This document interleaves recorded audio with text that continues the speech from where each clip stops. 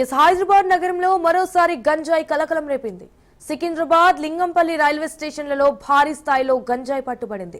Railway అధికారులు నిర్వహించిన తనిఖీల్లో వేర్వేరు ప్రదేశాల్లో గంజాయిని గుర్తించారు. సికింద్రాబాద్ రైల్వే స్టేషన్లో తనిఖీలు చేస్తుండగా ఒరిస్సాకు చెందిన షమీర్ బిషాయ్ వద్ద 12.3 కిలోల గంజాయి పట్టుబడింది. దీని విలువ సుమారు 6.15 లక్షలు ఉంటుందని అధికారులు తెలిపారు. ఒరిస్సా నుండి మహారాష్ట్రలోని దాదర్కు తరలిస్తుండగా గుర్తించినట్టు ఆర్పీఎఫ్ అధికారులు తెలిపారు. ప్రధాన నిందితుడు మున్నా నాయక్ పరారీలో ఉన్నట్లు చెప్పారు. పట్టుబడిన నిందితుడిని రిమాండ్కి తరలించనున్నట్టు తెలిపారు.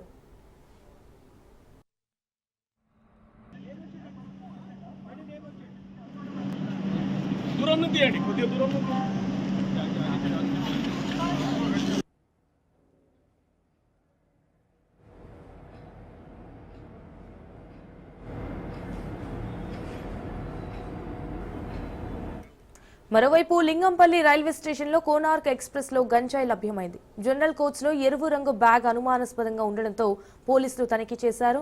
మధ్యవర్తుల సమక్షంలో చూడగా 12 ప్యాకెట్ల గంజాయి లభ్యమైంది. ఇది 12 కిలోలు ఉండగా దీని విలువ 6 లక్షలు ఉంటుందని పోలీసులు తెలిపారు. వేర్వేరు చోట్ల ఒకే రోజు 12 లక్షల విలువైన 24 కిలోల గంజాయిని రైల్వే అధికారులు గుర్తించారు.